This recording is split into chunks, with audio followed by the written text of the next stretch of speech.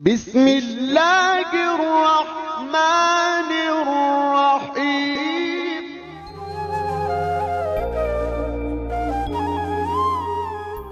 أعوذ بالله من الشيطان اللعين الرجيم. بسم الله الرحمن الرحيم. الحمد لله رب العالمين. الصلاة والسلام على رسول الله وعلى آله آل الله. أما بعد فقد قال الحكيم في كتابه المحكم. بسم اللہ الرحمن الرحیم. خلق الانسان علمہ البیان. میرے عزیز سامعین، جیسا کہ آپ لوگوں کو معلوم ہے، آفات زبان کے حوالے سے میں کچھ دنوں سے یہ درس دے رہا ہوں، اور جھوٹ پہ ہم پوچھے تھے کہ جھوٹ ایک ایسی صفت ہے، ایک ایسی عادت ہے کہ جس کی وجہ سے انسان کی عزت اور آبرو چلی جاتی ہے۔ جتنا ہو سکے جھوٹ سے انسان خود کو بچائے، کیونکہ قرآن کے ساتھ ساتھ روایات میں بھی شدید طریقے سے منع آئی ہے جھوٹ بولنے پر، اور لعنت ہو گئی ہے جھوٹ بولنے والوں پر۔ مگر آج ایک دو مورد کی طرف میں اشارہ کروں گا کہ ایک دو مورد جگہ ایسے ہیں جہاں پر آپ جھوٹ بول سکتے ہیں، شریعت نے اجازت دی ہے۔ ان میں سے پہلی صورت کہ جب انسان مجبور ہو، مضطر ہو، کیونکہ روایت بھی ہمارے پاس رفع عن امتی 9،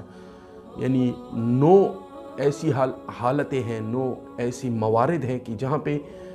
انسان کو اجازت ہے۔ اور جھوٹ کے لیے جب انسان مضطر ہو، امام صادق علیہ السلام فرماتے ہیں اذا حلف الرجل تقیۃ لم یضرہ، اگر تقیہ کی بنا پر آپ کی جان اور آپ کے مال کے لیے خطرہ ہو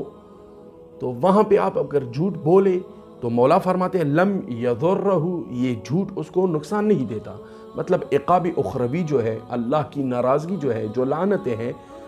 ان سے یہ بچ جاتا ہے اگر وہ تقیہ کی صورت ہو۔ مولا فرماتے اذا ہوا اکرہ، اگر اس کو مجبور کیا جائے جھوٹ پر، مطلب اس کی کنپٹی پہ پستول پکڑا ہے، یا اسی طرح اس کی جان مال کو، ان کی ناموس، ان کی عزت اور آبرو کو خطرہ ہو اور وہ مجبور ہو، اگر جھوٹ نہ بولے تو یہ خطرے لاحق ہوتے ہیں ان کو، پھر اس صورت میں شریعت نے اجازت دی ہے کہ آپ جھوٹ بول سکتے ہیں۔ اور دوسری ایک صورت ہے جہاں پر لوگوں کے درمیان، دوستوں کے درمیان، خاندان کے درمیان اگر اصلاح کا ارادہ ہو، اگر آپ جھوٹ نہ بولیں تو آپس میں قتل و غارت پیدا ہو جاتی ہے، آپس میں قتل ہو جاتا ہے ایک دوسرے کا، اور وہ خاندانی دور ہو جاتی ہے، آپس میں کٹ جاتی ہے ایک دوسرے سے۔ تو یہاں پر اگر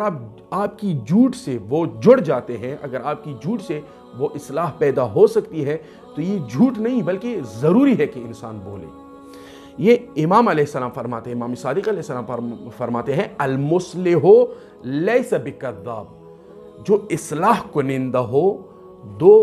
برادران کے بیچ میں، دو مؤمنین کے بیچ میں اگر وہ اصلاح کرنے کی غرض سے جھوٹ بولے تو یہ جھوٹا حساب نہیں ہوگا، اس پہ عقاب نہیں ہوگا، اس کی سزا نہیں ہوگی، بلکہ یہ مصلح ہے، اصلاح کرنے والے ہیں، اور اللہ شاید ان کو ثواب بھی دے اس جھوٹ کا۔ تو اور اسی طرح ایک روایت امام صادق علیہ السلام سے دوسری بھی نقل ہے کہ کل کذب مسئول عنہ صاحبہ یوما، ہر وہ جھوٹ جو انسان بولتا ہے وہ مسئول ہے، یعنی اللہ اس کے بارے میں سوال کرے گا اس شخص کے کہ اگر اس نے جھوٹ بولا ہو، الا کذبا فی ثلاثہ، مگر 3 جگہوں پر جھوٹ بولنے سے اللہ سوال نہیں کرے گا، اللہ پوچھے گا نہیں اس بندے سے۔ رجل قائد فی حرب، ایک وہ شخص کہ جو دھوکہ دیتا ہو دشمن کو، جھوٹ کے ذریعے سے دشمن کو میدان حرب میں دھوکے کی خاطر وہ جھوٹ بولتا ہو، اور یہ ہوتا ہے، یہ جہاں پہ لڑائیاں ہوتی ہیں، جہاں پہ میدان حرب ہو، وہاں پہ آپ سچ نہیں بول سکتے کہ میں فلاں مورچے پہ بیٹھا ہوا ہوں اور میرے پاس اتنا اسلحہ ہے اور ہم فلاں راستے سے جا رہے ہیں، بلکہ آپ دشمن کو دھوکے کے لیے، فریب کے لیے آپ کو جھوٹ بولنا پڑے گا، یہ جھوٹ معاف ہے۔ اور اسی طرح رجل اصلح بین اثنین یلقى هذا بغیر ما یلقى به، یعنی جو سزا ایک جھوٹے کو مل رہی ہے وہ اس شخص کو، کس شخص کو؟ جو دو کے درمیان، دو بندوں کے درمیان صلح کی غرض سے اگر جھوٹ بولے تو وہ سزا اس کو نہیں ملے گی، معاف ہے۔ اور آخر میں انشاءاللہ 3-4 چیزیں آپ کو بتاؤں گا جھوٹ کے حوالے سے، اور جھوٹ کے حوالے سے انشاءاللہ یہ آخری درس ہوگا، پھر آگے ہم جائیں گے آفات زبان میں جو اور موضوعات ہمارے پاس آئیں گے۔ جھوٹ کی وجہ سے ایسی چیزیں جو انسان کو لاحق ہوتی ہے، وہ کوتاہیاں جس کی وجہ سے انسان جھوٹ کی وجہ سے اس کوتاہیوں تک چلا جاتا ہے، وہ کون سی چیزیں ہیں؟ پہلی بات، جھوٹ کی وجہ سے آرام چھین جاتا ہے انسان سے، جو دلی ایک سکون ہوتا ہے، جو اطمینان قلبی ہوتا ہے، وہ دور ہو چلا جاتا ہے انسان سے، اور شک وہ اضطراب کی حالت میں پڑ جاتا ہے۔ یہ رسول اللہ صلی اللہ علیہ وآلہ وسلم فرماتے ہیں، دع ما یریبک الی ما لا یریبک، چھوڑو اس چیز کو جو جس چیز پہ آپ کو شک ہو، الی ان کہ آپ کو یقین ہو جائے، وہاں تک جو بھی مشکوک چیزیں ہیں اس کو چھوڑ دو، اس پہ عمل نہ کرو۔ فإن صدق الطمأنینہ، سچ اطمینان قلبی لے کے آتا ہے، وإن الکذب ریبہ،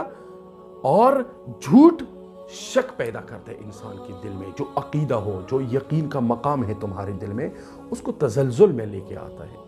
لہٰذا یہ ایک چیز جو جھوٹ کی وجہ سے سکون قلبی ختم ہو جاتے ہیں۔ اور دوسری چیز، انسان کا جو دل ہے وہ مر جاتا ہے جھوٹ کی وجہ سے،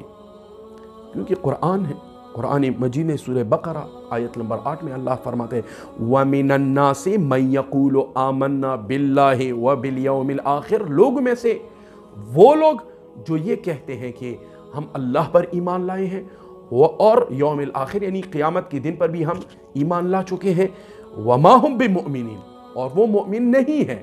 مطلب جھوٹ بول رہے ہیں، زبان سے بول رہے ہیں ہم قیامت پر بھی ایمان لاتے ہیں اور اللہ پر بھی ایمان لاتے ہیں، لیکن دل میں نفاق ہے، جھوٹے ہیں وہ شخص۔ تو یخادعون اللہ والذین آمنوا، وہ یہ گمان کرتے ہیں کہ ہم اللہ کو دھوکہ اور مؤمنین کو دھوکہ دے رہے ہیں، لیکن اللہ فرما رہا ہے وما یخدعون الا انفسہم، وہ صرف اپنی نفسوں کو ہی دھوکہ دے رہے ہیں، اور وما یشعرون، لیکن ان کو پتہ نہیں چل رہا۔ فی قلوبہم مرض، اس جملے کے ساتھ میرا مقصد تھا، فی قلوبہم مرض فزادہم اللہ مرضا، ان کے دل میں ایک مرض ہے، بیماری ہے، لیکن اللہ ایسے نہیں چھوڑتا ان کو، فزادہم اللہ مرضا، ان کے دل میں جو بیماری ہے اس کو اور اضافی کرتا ہے اللہ۔ مطلب جو جھوٹ بولتے ہیں، فی قلوبہم مرض، ان کے دل میں بیماری ہے۔ یہ دو سبب، دو چیزیں لاحق ہو گئی جھوٹ کی وجہ سے، ایک دلی سکون ختم ہو گیا، اور دوسری چیز ہے کہ آپ کا دل مریض ہو گیا، بیمار ہو گیا جھوٹ کی وجہ سے۔ اور تیسری چیز جھوٹ کی وجہ سے جو ملتا ہے انسان کو، وہ رزق میں کمی ہے، جس طرح روایت پچھلی دروس میں بتایا کہ ینقص الرزق، یہ کذب جو ہے جھوٹ روزی میں کمی لے کے آتا ہے، فقر لے کے آتا ہے انسان کے پاس۔ اور چوتھی چیز، ملائکوں کو دور کر دیتا ہے، فرشتے جو رحمت کے فرشتے ہیں اللہ سے، ان کو دور کر دیتا ہے۔ جس طرح میں نے روایت سنائی آپ لوگوں کو کہ کئی میل تک فرشتے عذاب میں ہو جاتے ہیں، یعنی تکلیف میں ہو جاتے ہیں اس کی نتن اور بدبو سے۔ جب وہ انسان جھوٹ بول رہا ہوتا ہے تو اس کی منہ سے ایک ایسی بدبو نکلتی ہے جن کی وجہ سے فرشتے تکلیف میں اور مشقت میں پڑ جاتے ہیں۔ اور پانچویں چیز، لوگوں میں یہ معیوب بن جاتا ہے اور لوگ اس پہ بھروسہ نہیں کرتے، لوگوں کی نظروں میں گھر جاتا ہے انسان جو جھوٹ بولتا ہو۔ اور چھٹی چیز وہ یہ کہ سبب لحرمان الہدایہ، وہ ہدایت کا جو سبب ہے وہ کھو بیٹھتا ہے یہ انسان، کیونکہ روایت ہے، بلکہ آیت ہے سورہ غافر کی، ان اللہ لا یہدی من ہوا مسرف کذاب، وہ شخص جو مسرف اور کذاب جھوٹا ہو اللہ ان کو ہدایت کبھی نہیں دیتا، یعنی اللہ کی جو ہدایت ہے جو ہر بندے کو شامل حال ہوتا ہے ان سے یہ محروم رہ جاتا ہے۔ اور آخر میں آٹھویں چیز جو اس جھوٹ کی وجہ سے انسان کو مل جاتا ہے، ابتعاد عن رحمت اللہ، اللہ کی رحمت سے دور چلا جاتا ہے، چونکہ آپ لوگوں نے مباہلہ کے حوالے سے سنا ہوگا، قرآن کی آیت ہے کہ رسول اللہ نے نجرانی وفد کو بول دیا، آپ لوگ اپنی نفسوں کو لے کے آ جائیں، ہم اپنی نفسوں کو، آپ اپنی عورتوں کو، ہم اپنی عورتوں کو، آپ اپنی بیٹوں کو، ہم اپنے بیٹوں کو لے کے آتے میدان میں، ثم نبتہل فنجعل لعنت اللہ علی الکاذبین، پھر ہم یہ کریں گے کہ جو بھی جھوٹا ہو ہم میں سے اللہ کی لعنت اس پہ قرار دیں گے۔ لعنت کیا مطلب؟ اللہ کی رحمت سے دور، مطلب جو جھوٹا ہو وہ اللہ کی رحمت سے دور چلا جاتا ہے۔ دیکھیے میرے بھائیوں، صرف ایک جھوٹ کی وجہ سے اتنی چیزیں انسان کے عمل نامے میں لاحق ہو جاتی ہے، اللہ سے دور ہو جاتے ہیں، فرشتوں سے دور ہو جاتے ہیں، لوگوں کی نظروں میں گر جاتا ہے، اپنی